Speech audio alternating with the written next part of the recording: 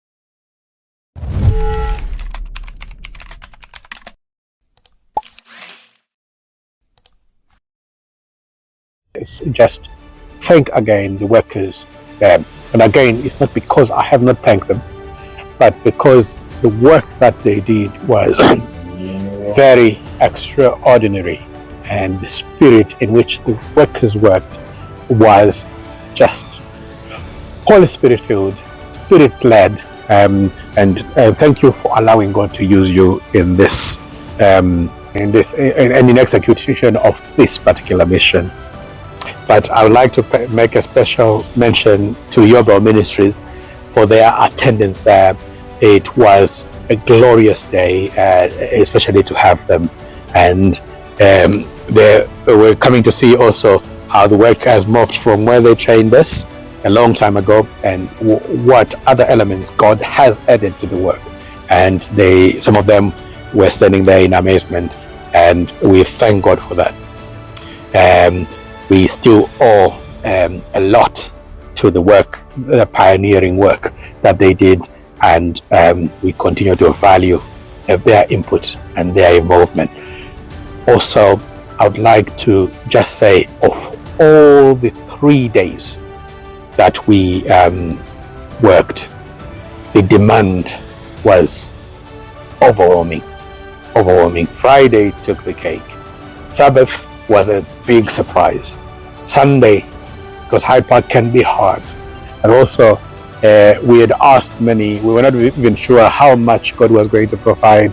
Remember, we were coming to you when we were around about 1,000 books, plus what we had here, and we had roughly about, say, 3,000, and we're talking about 4,000.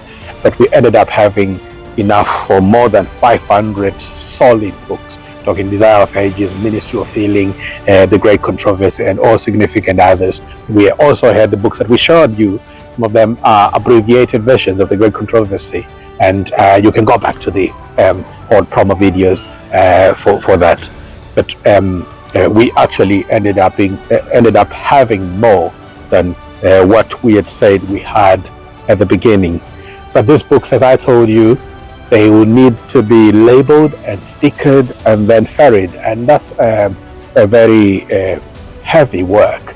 And this is why I was saying and we received, so that means sooner we'll be able to plan the work in a way that is not so intense and that doesn't leave people a lot more tired. Sometimes these things have to be done by night just to meet the deadlines, and sometimes people have not a good appreciation of some of the back office work that happens. I know we have shown this, but some people may have not watched the videos, but we have tried to share this with the brethren just to make people understand that sometimes what gets seen is the tip of the iceberg. So as we came to you, we said this mission was going to be divided into 3 bits. The Friday was the play, the passion of Jesus, and that was our main focus. And this is also the reason why we had bought a lot of Desire of Ages books. That's the passion of the Christ. We actually managed to get there very early in the morning, and we had the hotel already there by the time we got there, and we managed to get a prime spot, even though the space was already pre-booked by the Winter Show company who were running the Desire of Ages, the show, the Passion of the Christ. But there was a little space that we were able to go. We even got challenged, and the person was saying, I know we are doing the same, but have you got permission? As far as we know, the only permission that we need is the Go Ye Therefore, the Great Commission. And for years and years we've been doing this work. We have been seeing that the devil has been wanting to curtail this work by proscribing speech and by trying to say you need permission. We do not necessarily need permission to preach Christ, not from the church or from the state, especially in a country like Britain, where our rights are encased in the law. And we know very soon, very soon, this is going to go away. That is the mark of the beast crisis. But we are not to just bend down and bow down before the beast power. We are to defend our freedom of speech, freedom of assembly, freedom of association, and for us to be able to think and act for ourselves, and at the same time being mindful that we are not impinging on other people's civil liberties. So, and that's basically what we have aimed to do. But they challenged us, they came, but they could not stop us because we were not breaking any law. And because God had said go, if God says go, no one can really stop that work. But it looks like they've been fabricating some of the things that have not been so, because had things been that stringent, which they are suggesting, we will not be able to have done this work for decades without having ever have to face that. But we know where it's coming from, and slowly but surely this is happening. And we are seeing also what people have been complaining about, 2-tier policing. That has been happening. It's not right, and this is why we defend everyone's right to express themselves, everyone's right to we're not just defending the Christians' liberty of thought and action and freedom of speech and to pray, but we are defending everyone's right, because there is no real worship, there's no true worship without liberty of conscience. So Friday had a little glitch like that. Once we got set up, we were able to start working, and typically what happened was they cordoned off the whole place. People gathered round. We managed to work a little bit and gave the people that were there, but there were huge crowds.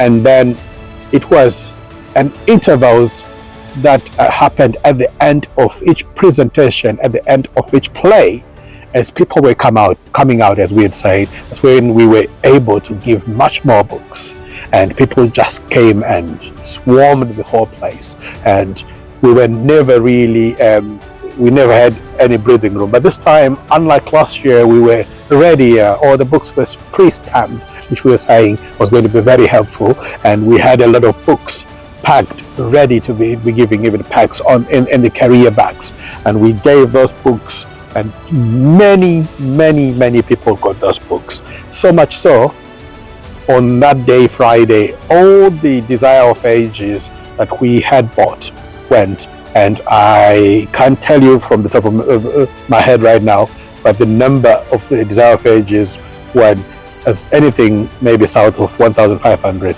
and all of them had gone. But we were not giving just Desire of Ages. Yes, some people were giving individual books and offering individual books, or giving people choice, and sometimes they would go in a pack, so that literally was 3 books, 4 books at least. The Ministry of Healing, Desire of Ages, A Great Controversy, and on top of that, a health magazine, and maybe any other things, because some people who were more of readers, they would come to the table and choose for themselves whatever else they would like to read. But we have said this, and we'll say it again, there is method to that madness, because our message is twofold. We have got the right arm of the gospel, which is the health message, and then it is accompanied by the actual gospel, which is Revelation chapter 14, the everlasting gospel, the 3 angels message, the message of freedom in Christ, which is a battle against the encroachments of the devil, and his minions, against the dragon, the beast, and the false prophet. So this book exposes the wiles of the devil. But yeah, so that was Friday. But the highlight of the Friday, as anticipated, was every little break after the play. That's when people were out and free to get the books, and they would just come in hordes and they would swarm us at the table. But we had also strategized. We had a few other little setups, and not directly associated with the main station, and people just came and got as many books as they needed, and to that we are truly grateful.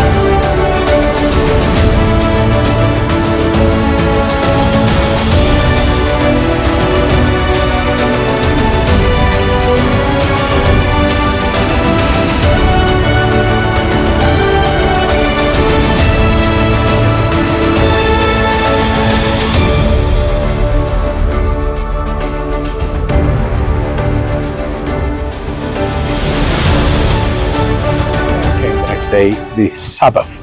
The Sabbath, again, we had a little bit of a slow start, and because we were tired, we had barely slept and all that. So we came, I think we managed to start at around 11. Whereas the Friday, we had to get there before, about 8, 9, or else 9 o'clock, or else would have struggled quite a lot. And Sabbath we came and we unloaded everything. Again, on Sabbath there was an Indian festival. I think it was, I can't remember, I could never say the name of it, but I'm sure it was the Sikh people, although they probably were some Hindus as well, but it was mostly Sikh. And they'd hired the place out, again, Trafalgar Square, and they were doing this festival.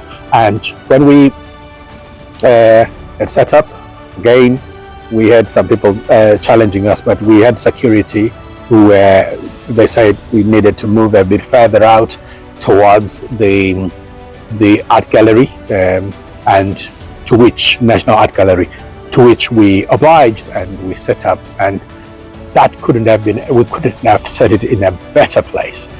Again, it started a bit slow and all that, but when they were going at the end of the day, it was beautiful. They just kept coming, and we managed literally to just finish all the books that we had for the weekend on the Sabbath. And we were thinking, what do we do? A lot of brethren, especially in London, the people who do the Mission Hyde Park, were looking forward, especially to the Friday and the Sunday. Maybe not so much the Saturday, but Saturday it outperformed what any of our wildest imaginations were. But like I said, we were told also that we were not meant to be there, and that's when I think someone from the Westminster Council came, and they were saying, you were not supposed to be really here, and so on and so forth. And we can see that the devil is trying to ratchet, and free speech is being prescribed. And Nidai mentions what has been happening, all the shot and street preachers being arrested, and again the element of two-tier policing again coming to being. The actual document, if you read it, that they are proposing this bylaw, they are literally just targeting Christians only with explicit Christian emblems. I don't do any much of the laying of hands and or the speaking in tongues, and but you can see that the overall picture is to do with the Christian fraternity, and no references whatsoever there are given to things that the Muslims do on the streets. So it's almost like there is an unfair targeting. They're considering Christianity as a soft target. Newsflash to them, they're not fighting the Christians, they're not fighting people, they're fighting against God himself, and God will put them in their place. And this is not a threat. That's what God does. Again, we were able to say that, and for their understanding, whoever was sending them all that, we are truly grateful, much to God. We are thankful that God managed to stay the wind, but all the books went on the Saturday, and we were left with about 2 boxes of the Great Controversy, the white one, maybe one box of the 1911 Harvest Time, and that was all. Maybe a couple of boxes, from Yeovil, but that was not going to be enough to do any mission. So we concluded that it would be a waste of our time to go to Hyde Park with such materials. And again, thank you, because some people had put in a little bit more extra money, and we went to the very bottom of the account and we managed to get some more books.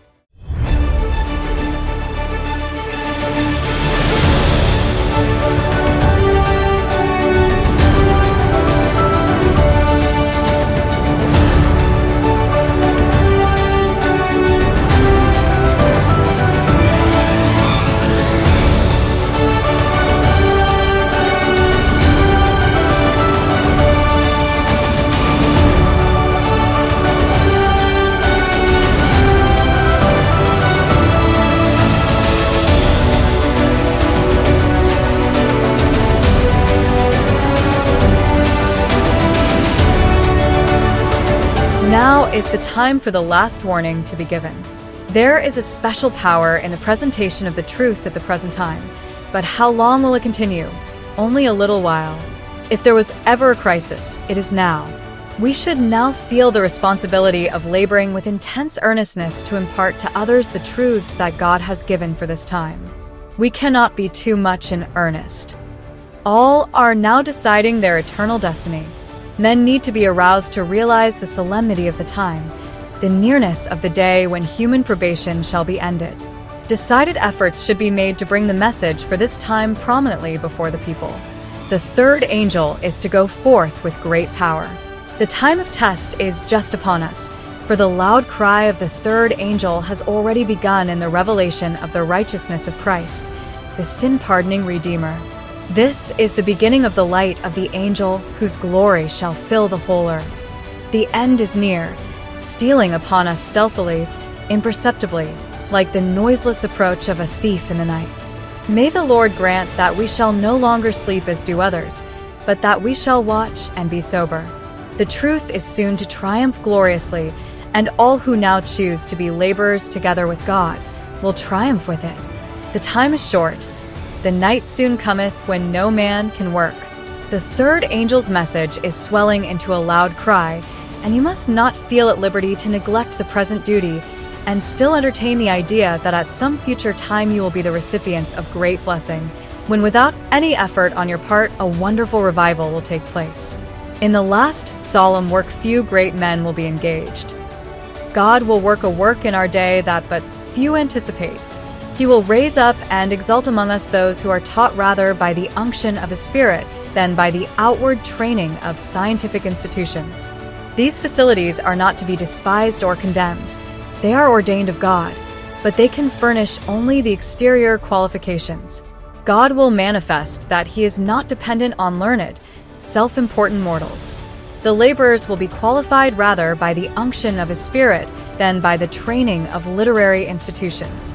Men of faith and prayer will be constrained to go forth with holy zeal, declaring the words which God gives them.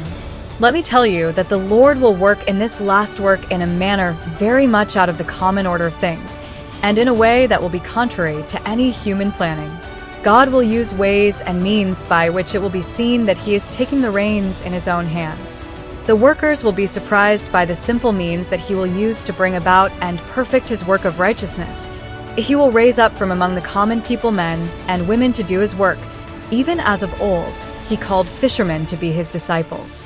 There will soon be an awakening that will surprise many. Those who do not realize the necessity of what is to be done will be passed by, and the heavenly messengers will work with those who are called the common people, fitting them to carry the truth to many places.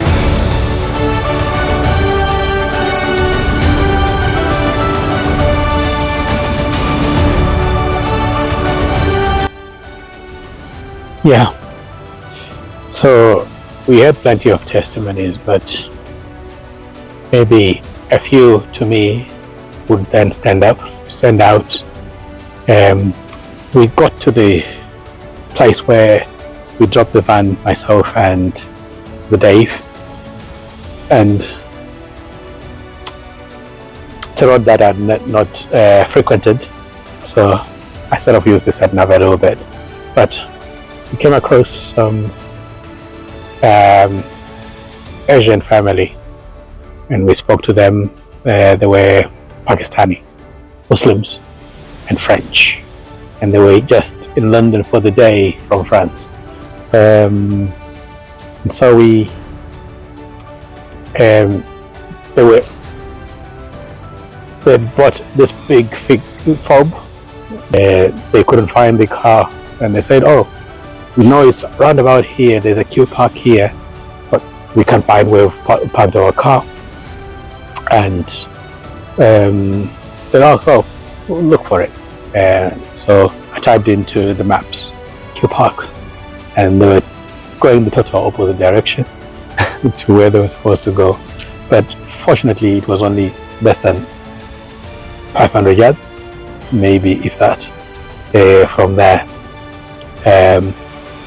So we accompanied them to the car park, and they were very thankful. But I said, before you go, I need to give you some blessings. We gave them a set of books. Now, had they not lost their cars, they wouldn't have, their car rather, they wouldn't have had these books. But I don't think they were really lost. I think that little confusion happened for a reason, just so that they could meet us. They would have a chance to have the everlasting gospel. And they were truly thankful. Again,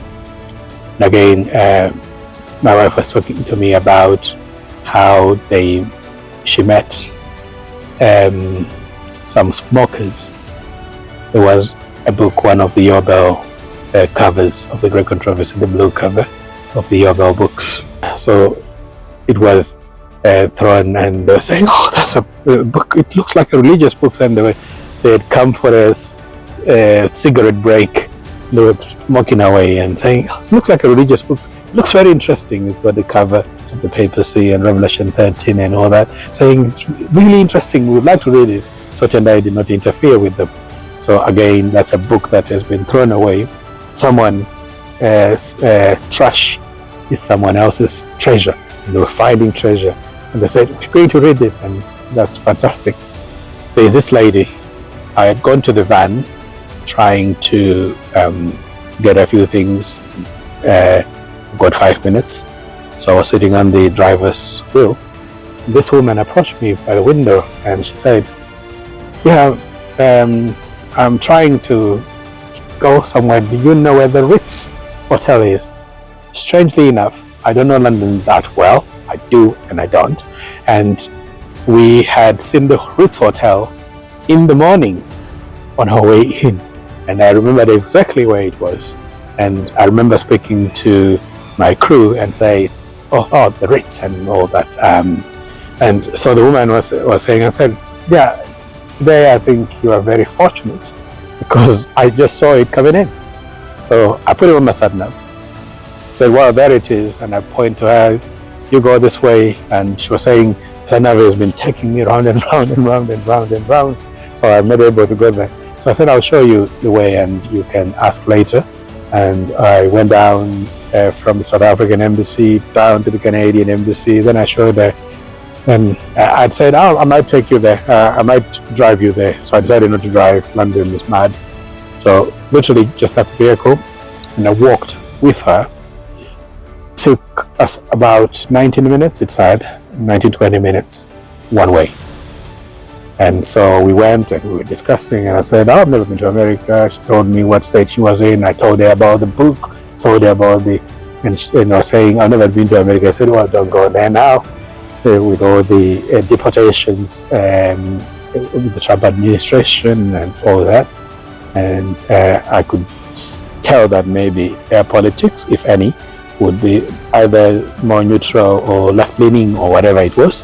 But she definitely did not have any confidence in the current, again, and this is the Hegelian dialectic. The globalists would flood people, and then they would send the right wing and to say, "Now we are deporting people." That's why we never support the rights of or the lefts. But yeah, I think you've had me several times saying that, and you probably are getting exasperated hearing me saying that. Just need to remind us that we don't do politics, but we have to discuss these things because they're prophetic. So yeah, it took me about 20 minutes. Then I went down with her. Then when we got just about there, I said, "Yeah, now I remember I'm here." And she was telling me about how beautiful London is on the way and these old buildings, and how she loves London and the old buildings, but also how the people are much nicer than the Americans, she said. She said they're kind and nice to talk to.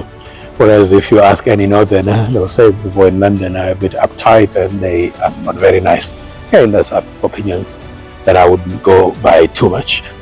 And then we got there, and I'd explained to her about the book. She said I was a teacher.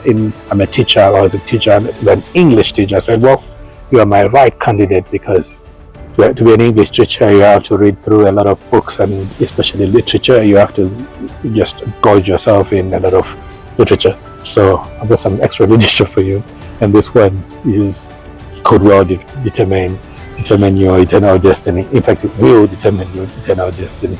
And she got the book. She was ever so happy. And then she said, people here in London have been very nice, but I would like to say something.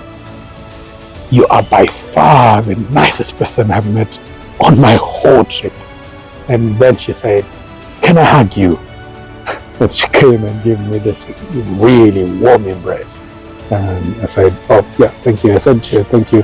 I'll see you. And I said, well, if you want to get in touch, our contacts are in the book. We've got a ministry line there. We can talk, and even if it's just talking about not the book necessarily, but you can talk. We actually just developed this affinity on the way, but she was just an open book, and we had quite a blast. So again, we thought we'd sample some few grapes from the field, and this is a few of the testimonies that we got. And come and join the work. You'll get to experience some of these testimonies.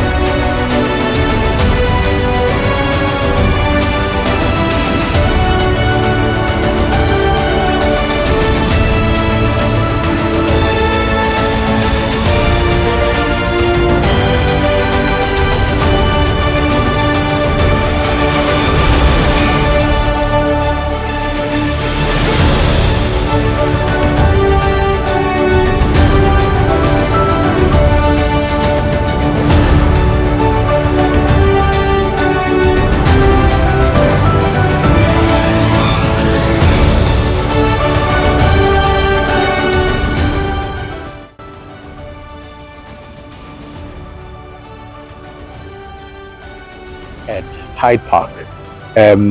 Yes, one of the many prayers, apart from the materials, the finances, even our health, we've been attacked from a health perspective, and some of these things have been intensifying as missions come, but we've prayed and God has stayed the persecution, the demonic persecution and demonic harassment, let me call it that, that has been happening, and God stopped everything. When I say everything, I mean everything. And so on the Friday, one of the prayers significantly that we prayed was, last time we went there, we were not looking to upset anyone. We got to the place, we set up around 7, that was at the King Charles coronation. And we got there, we did the setup, and then some of the Muslims who do the dawah at the gate came. And apparently I've noticed that in Birmingham, and they're trying to claim the place as theirs, and because they go there every day. But here's the thing, this is public property, and public simply means that. It's not a Muslim ground, it's not a Christian ground, it's not an atheist ground, it's everyone's ground. And these things tend to work on a first come, first serve basis. But also we are living in the West, where we have got these freedoms, freedoms that Christian martyrs fought for. And those freedoms are not to just promote Christians or to favor Christians over everyone else, but they are freedoms in Christ, which is exactly what you find in John chapter 8 and verse 32. And you shall know the truth, and the truth shall make you free. Freedom in Christ simply means that, like the American Constitution says, all men are created equal before God, and they've got inalienable rights. We prayed, and the highlight of it is we prayed that if it pleases God, they'll be removed. And God himself did it. We didn't lift a finger. Yes, we were there very early, bright and early, and there was a big protest at Hyde Park, which was, we've seen that before in 2008 during the Accession Rebellion, and the people who were campaigning for the legalization of walkie-talkie came. And again, typically, just to show you that the BBC, the Sky News are big liars, big fat liars. They never covered it, not because we want them to promote it. We demote it. We promote the health message, but equally, is it not newsworthy? In 2018, there was more of those. There was probably 1 million who descended onto Hyde Park, and not a single arrest, nothing. I think this time I saw a little arrest, but I could say there was hundreds of thousands. I don't know the number, but if someone told me, police guesstimated about 5,000. This time it was smaller. In 2018, I went to look for cash all across around Oxford Street, and there was not cash left in the cash machines. The whole place stank. My head was aching because of the stale atmosphere that it created. But this time that didn't happen. It was a bit mild. But yeah, because of that, the main gate at Marble Arch was locked, and that's where the Muslims had come and put their speaker, but the police moved them because they were in the way, blocking the way, saying we're closing the gate. I think a policeman came to me and said, as that guy, the Muslim guy, come to you? Said, no, I haven't, but I think they were sort of complaining that we were there, but we were there first, and we occupied a space that wouldn't affect anyone. We're not in anyone's way. And this is all about freedom. I think the policeman who came to me later and said, when are you planning to go? I said about 5. He said, and explained this, but he said, you have to go about 4:30, I recommend. And I think he was considering what was about to go down in the park. And to be fair, the risks were heightened because we saw a few people on drugs and a bit unruly. We even saw a few people being searched and evidence of drugs, and some of them were arrested and taken into custody in the police vans. But what am I saying? We pray and worship a prayer answering God, because last time when we went there, they wanted to claim that it is their turf. And while I respect their rights, speak and spread whatever message they have got, I equally have the same right. And when it comes to public spaces, we are equally entitled to be in those places. I've seen that in Birmingham, again, the elements of two-tier policing and the Muslims trying to claim a turf. And we can't have a turf on the streets. There is not a public road, a public space that belongs to a Christian or a Muslim. It belongs to the public, and the public comprises of everyone, from a Satanist to a Jew to a Gentile to whoever else, because everyone pays the taxes, and we are all equal before God, and every man has got a right to freedom, free speech, freedom of to gather and all that. But it's also about respect. When someone has gone there before, we've seen it, we go to every city, someone is occupying a space, we will move next, and sometimes we negotiate. People are very reasonable. We can negotiate, and even some of the baskers will say, no, it's all right, and we can turn off our amplifications, have them play, and we'll be doing our work. And they say, oh, I'm going to be here for an hour or a couple of hours, and before you know it, they leave, and we can also do our thing. And that's respect, and that's freedom. So that was Sunday. Yeah, but I would like to talk about a few highlights that I came across. Um, on the Friday, I think we gave out, probably in terms of books, more than 3,000 physical, solid books, and whatever else was put inside, leaflets and what do you call them? Flyers and leaflets. There was many on top of that, and I went round because I was looking also for the boxes that I said earlier, which the prayers have taken so that they don't litter the place, number one, but also so that we could bring them, because we like to bring them back here. So it gives us a picture of what things look like. And I found none of the boxes, and I went around looking for books, and I think I got back with about 5 or so sets of books that had been left. A couple of them in the bin. That's why I used the carrier bag, and we've said this, but it helps with the plastic. Sometimes people throw coffee cups, and if they fall there, it falls on the plastic, and we can repackage them and give them away again, and there will be brand new books. So only 5 out of 3,000. That's close to nothing. And I brought them back, and we were really good. And on that day, I met quite a few Europeans, some tourists. I remember meeting some French people, and they were really keen on it.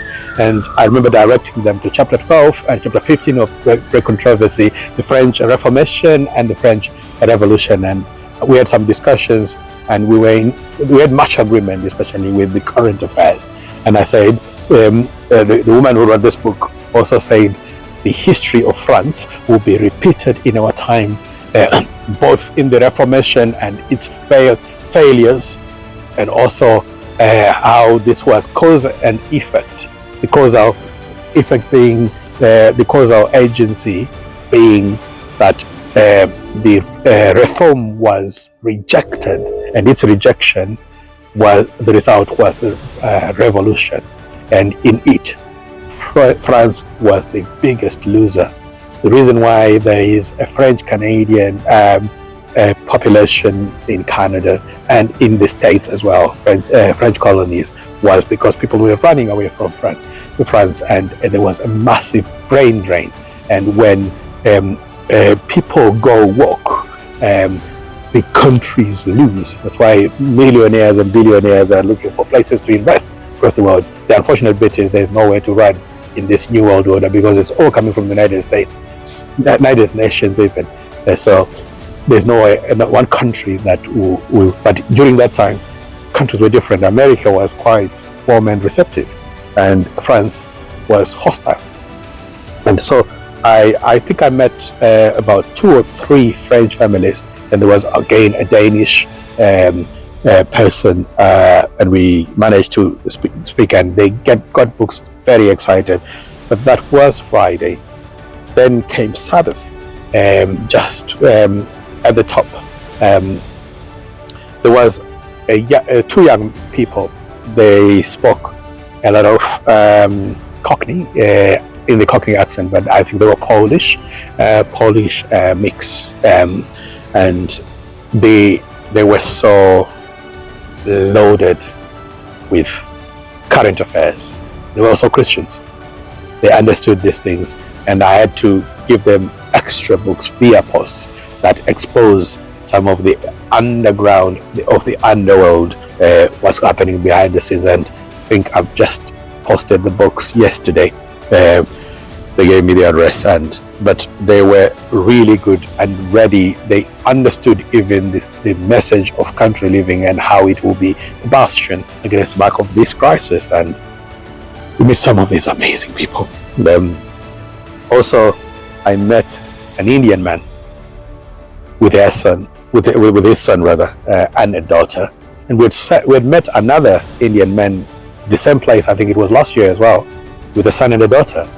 And that one allowed his children to actually explore and ask questions, and stood by the side. But this one was involved in it. Both of them are quite liberal in the way they approach life, and quite open, and also very knowledgeable about general subjects, about general principles of truth. But especially the son. So the father got the book and he said, we don't need any other set. We've got this one. We will share. But as I started speaking to them, I think I spent a good 20-30 minutes with them and just delving into many different subjects. But it turned out the son, who's only in his 20s, is the one who is even influencing the father, leading the family. And he knew all about the trap that is set, which is the New World Order, articulated it in the best way possible. And they went with that set of books, and the daughter was just quiet, but the son and the father, they bounced off each other. And I was amazed when the father was saying, yeah, he's the one who's teaching us all these things. And the father has got the humility to listen to a son who is teaching truth. And to me, that's really fascinating. Also, another standout moment for me was when on Sabbath, someone came and said, oh, you're giving those books, but some of them are being thrown away, just be careful.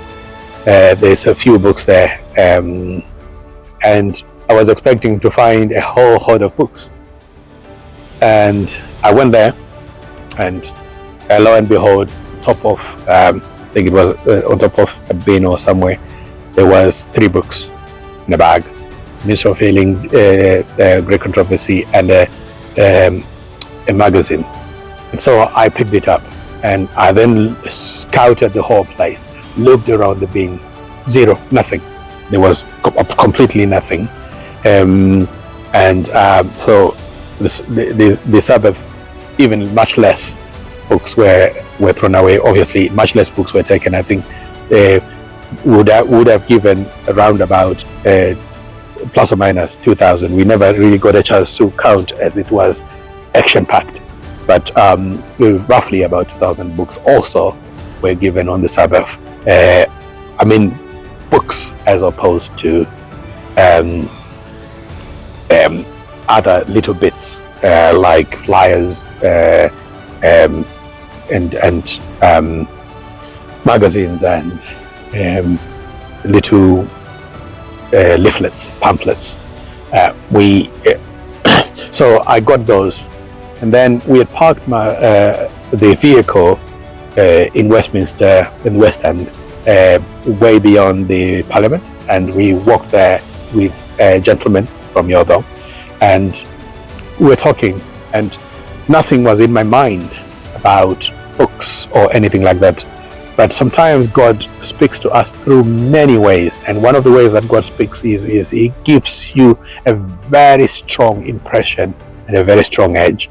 And there was a bin in front of me, and given we'd walked from Trafalgar Square, and we were approaching St. James Park, go down the stairs. So there was this bin, and Dave was talking to me, and I was paying attention. So my mind was all absorbed in what was, but I had this desire and urge to go and look in a bin.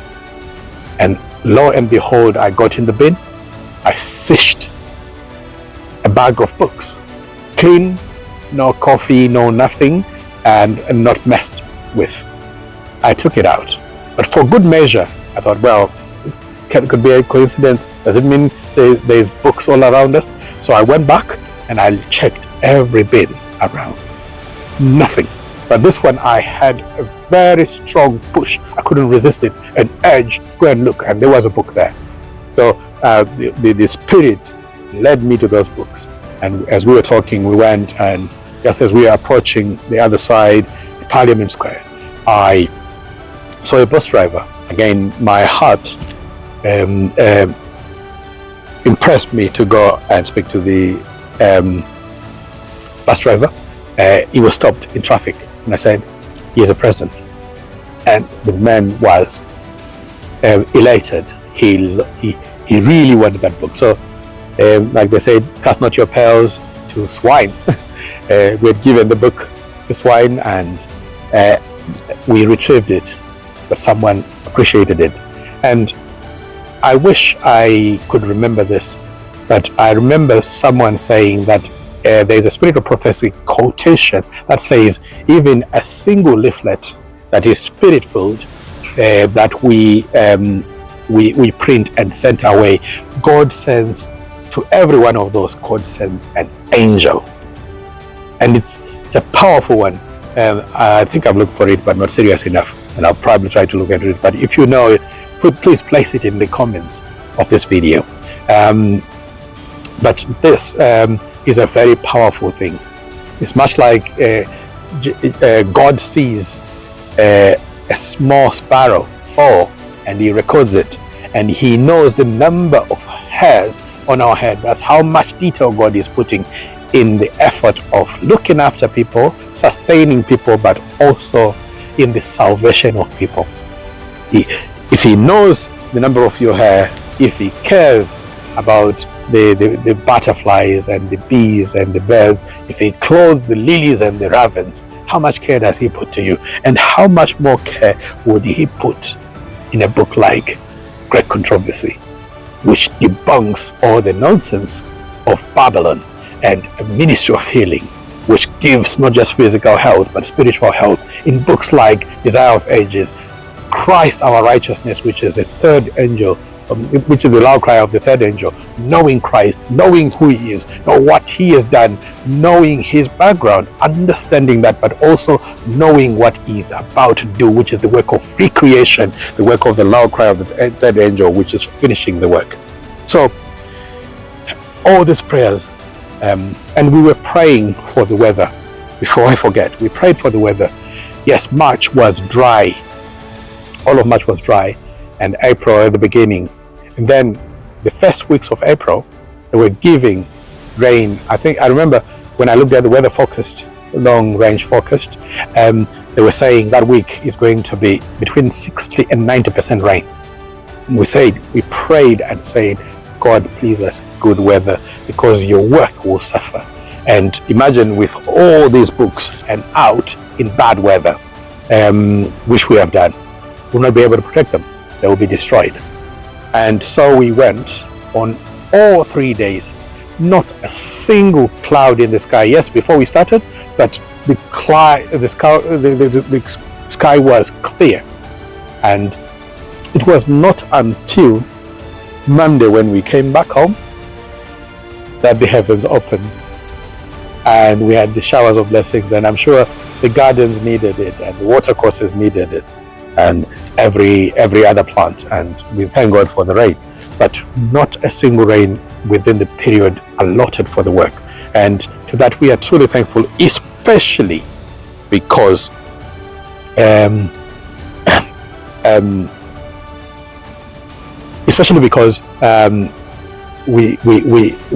had so many books.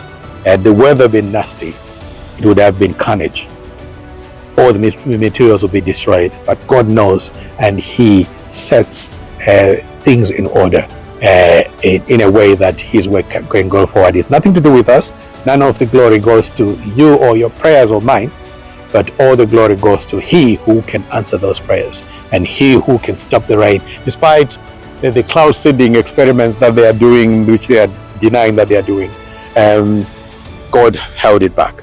But also I'd like to go back to Hyde Park a little bit and say, part of the reason why we had prayed, we believe in being equal, but why we prayed for the Muslims to be removed is because last few times they were trying to stop us working, disturbing the work, and coming with a spirit of being anti the work that we are doing.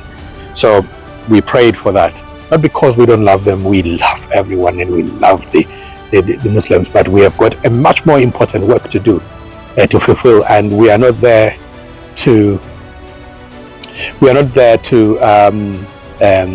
fight with them or to argue, but it would have been very difficult to operate under that. So we said to God, do what is best. if it is, yes, our desire is that they are removed. But if it is your will for them to be there, let it suit your will. And God answered by removing them. And we had no part in it apart from pray. So everyone can pray. Just like Elijah at Mount Carmel, he prayed for the rain, which God had stopped through the prayers of Elijah.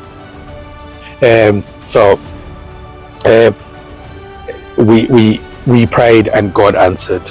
And part of the reason is you end up going into these. We even prayed for another prayer as well.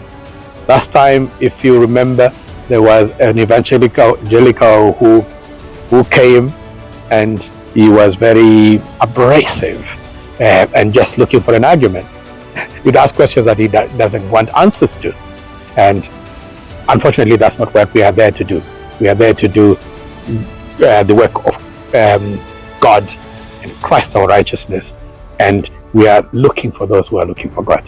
We are not looking to do arguments. He did that at Trafalgar Square, and he was also a common feature at Speaker's Corner. His name was John. He did a video where even people who were watching him were saying, don't you see, John? Some of the people who had at least some sense. Some of the people were saying, oh, Adventists have been exposed, a cult and a cult. Yeah, that's what people do when they can't face the truth, when they can't justify their doctrines biblically. Just like the CIA would say, you are conspiracy theorists. The evangelicals, those who don't want to listen to the gospel and to a clever discourse about the gospel, and who would label you as a cult. Part of the reason why the General Conference is afraid, running scared, and that whole 1950s, 60s argument with what Ray Alan Anderson ended up writing that book, Questions, Adventist Answers Questions on Doctrines. We are not to be pleasing people.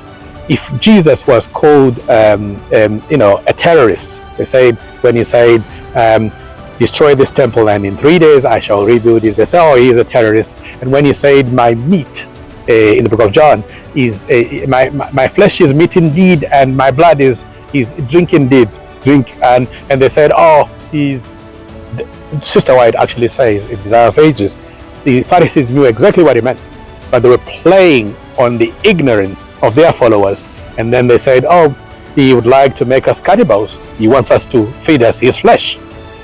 And we can't entertain people who are disingenuous like that. The General Conference did that, and look where it's led us where we are right now. And in due course, we are going to be producing a timeline of that apostasy. If Jesus himself, they said to him, he's performing all these miracles and raising Lazarus by the spirit of Beelzebub. And he says, if this be done to a green tree, what of the dry? So our message is not to defend ourselves from naysayers and people who are seeking to throw dust and black balls of fire. Our message is to defend truth, Christ and him crucified. So there's a verse that we should take to heart, especially about arguing. I think last time that John from Speaker's Corner got me, and I argued with him a little bit. But we are not really supposed to be arguing with people. We're supposed to be spreading the gospel. Now, Paul was writing to Titus in Titus chapter 3, verse 9 to 11. He said, but avoid foolish disputes, genealogies and contentions and strivings about the law, for they are unprofitable and useless. Reject divisive men after the first and second admonition, knowing that such a person is warped and sinning, being self-condemned. So when people are just seeking to argue for the sake of arguments, we are supposed to just ignore it. So, like I said again, we had a very long list of prayers, some of them a little bit more private, some of them a little bit more personal, but to every prayer that was ever offered for this mission, even financial God superseded where we had asked and where we were. And now to the most important question, how many books were given? I'd like to say conservatively, we gave out more than 5,000 solid books. And with the booklets, we gave close to 7,000. But with the other little materials, including some contact information, leaflets, flyers, and bulletins, we gave out a plus or minus 10,000 bits. And like I said before, we may look at a leaflet and say that's nothing. When look at Greek controversy and say that's something, that's significant, and that's our human scales. But God, who will follow a little leaflet and send an angel to guard over it, will bring everything to fruition. That's why he says, my word will not come out of me and return to me void. We are praying, and please pray for this. We have prayed for these materials. We prayed for the success of their distribution.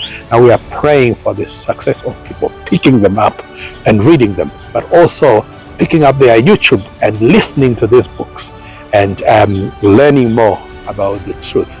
For you shall know the truth, and the truth shall make you free. May God bless you, and thank you again for those who have helped. Thank God for everything that He has done, for He has done marvelous and wonderful things. Please continue to help us. And now to the most important thing, how much is remaining? We have got nothing, pretty much nothing. In this shed, remember we showed you, these are the magazines that we buy in advance. So we have got these, there's 200 in each, so 3 and 6 and 7, that's 140, that's 7, that's 1,040, and another 1,040. So 1,400 is it? Sorry, yeah, 1,400. So about 3,000, sorry. Just under 3,000. May have some on the van, I think. And I've been doing a bit of reordering. This is residual stock, but the reason why this did not go, that's the Steps to Christ. They were printed and they were not the very best. They had very little letters, but we had reprints, and we had some donated specifically for this mission. I found some when I was reordering, so that's just Steps to Christ, and it's the tabloid version that I disclosed. But this one is slightly worse because it's got tinier lettering. It's not the best, but it will go, and someone will benefit from it. And then again, we have got a few bits in the back on the van. Yeah, I've had to unload again the van so that you can see what's in it. All the equipment is out. So we have got left here 3 boxes of the remnant GC, great controversy even. And we've got one left of the 1911 version of the great controversy, and that's all she wrote. And then we've got a few that came back, Planet in Rebellion, another Planet in Rebellion, and then a World Crisis Foretold, which we showed you the contents of it. And we have got the Steps to Christ that we had for this. I think we had quite a few thousands, and these are probably about 140 a box, and we've got a couple of boxes if they are not Ministry of Healing yet. Steps to Christ, 140 of those and 140 of those, and we may have another Steps to Christ or Ministry of Healing. That's not too important, but that's just to show you it could be a Steps to Christ beneath it, but these are the Ministry of Healing. They are the only ones left. 1, 2, and then again World Crisis Foretold there. Then of the books that we collected on Sabbath evening, or Saturday evening rather, not Sabbath evening, Saturday evening will be Friday night. This is Saturday night, because we had run out. We have got a Ministry of Healing there and the Desire of Ages. The rest of this space is taken by tables. Might look like it's full, The van is empty. These are just tables, and we use this when we've got a more elaborate setup. So we got the tables and all these books. In terms of actual books, this is what is left, and the magazine that I've shown you, and the Steps to Christ, finished. This is never even enough for a mission. It will be almost like, if given the scale that we've been operating, it will be almost like a waste of time. So what are we saying? Unless God blesses us and gives us more, we are not able to continue the work. The storehouse is empty, but we are willing to go. If God impresses you to help us go, because we've been self-sponsoring for a long time, but since COVID, brethren have come and the work has grown, and the loud cry of the third angel is swelling. It is being given now. In fact, we are not at the beginning of this work, we are reaching the end, as the threatenings of these powers that be are coming. That's the closing of the work. Very soon, some of the literature work we may not be able to do. Sister White says it will only be the medical missionary work that we will be able to do until the close of probation, the final close of probation. So please help us, help God. And while we still have relative peace, let's take advantage of these things, of these events. Sister White says at every large gathering, such as the one at St. Louis Fair, our ministers should be present, and they should seek to wisely to get a hearing and an audience with the people, and to share the message. Time is now to do this work. It is the time of the loud cry of the third and the fourth angel, and my admonition to you is to join the work wherever you are. Do a similar work. The literature work is only a small portion of the gospel. There is medical missionary work, which is the right hand of the gospel. There is all sorts of other ministries, the preaching ministry, the teaching ministry, and many facets that we can use to draw people to our Lord and Savior. Do something. You have a talent. God has given you a talent for something. Seek what that is and do it, but also help the work with your means. God has blessed you. So instead of supporting ADRA, for example, and bringing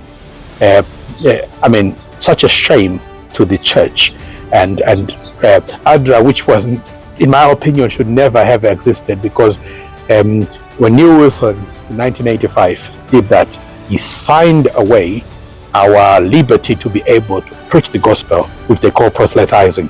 So what's the point in throwing money in the so-called helping? That's the work that Sister White discouraged, and she said that is not our work. I've been shown that that work is not our work, the work of the Salvation Army. And she said we shouldn't shun it or criticize it, but it is not our work. So if it was not our work, what was Neil Wilson doing? Yes, done by the Salvation Army. It's a very good work, humanitarian work. But our work is not a humanitarian work.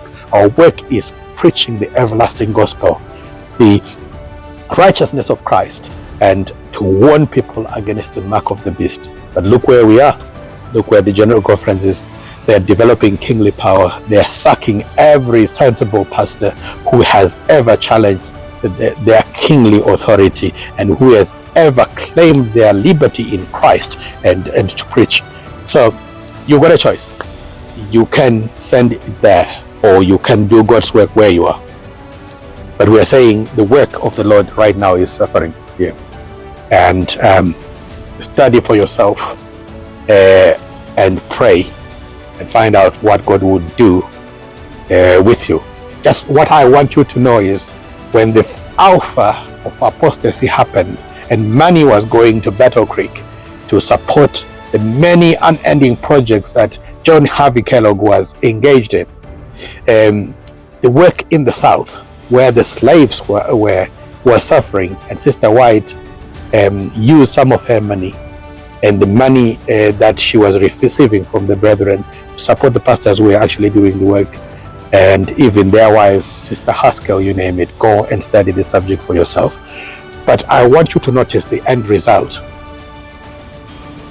All the money that was invested in the South, which Sister White was saying, if we are guilty of anything, we are guilty of slavery together with the slave owners. And the best thing we can do is to give them an education. And that's what Sister White was doing.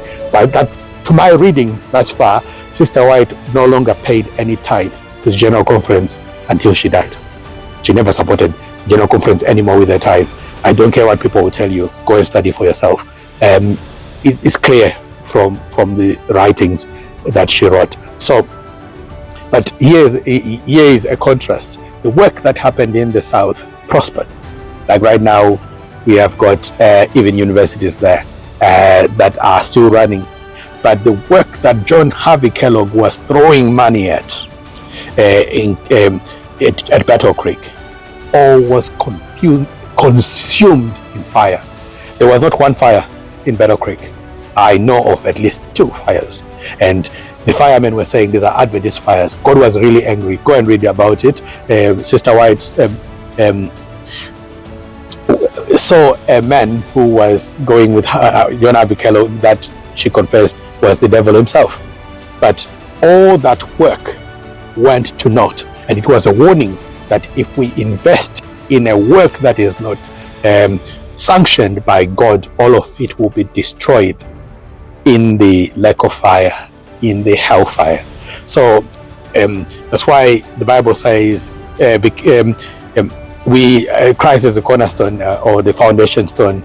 Be careful therefore how you build, whether it's gold or silver or sticks and stones and grass, for it shall be tested with fire. When tested with fire, John Harvey Kellogg's work did not stand. Battle Creek burned, and the General Conference in Maryland are going through the very same steps. It's called the Omega of Apostasy, and I have got a lot to say about it. I've got a timeline, but this is not the right space. But what I'm saying is the Omega of Apostasy is going through exactly the same steps that John Harvey Kellogg went through. And if they don't convert and if they don't repent, the destination of the work such as ADRA is in a lake of fire. ADRA and Advent Health, with their worldly sports and COVID money and millions of dollars engagements with the House government and church and state, and Ganon Diop fraternizing with the papacy and the World Council of Churches. That such work and whatever money is being thrown to that work will be the lake of fire.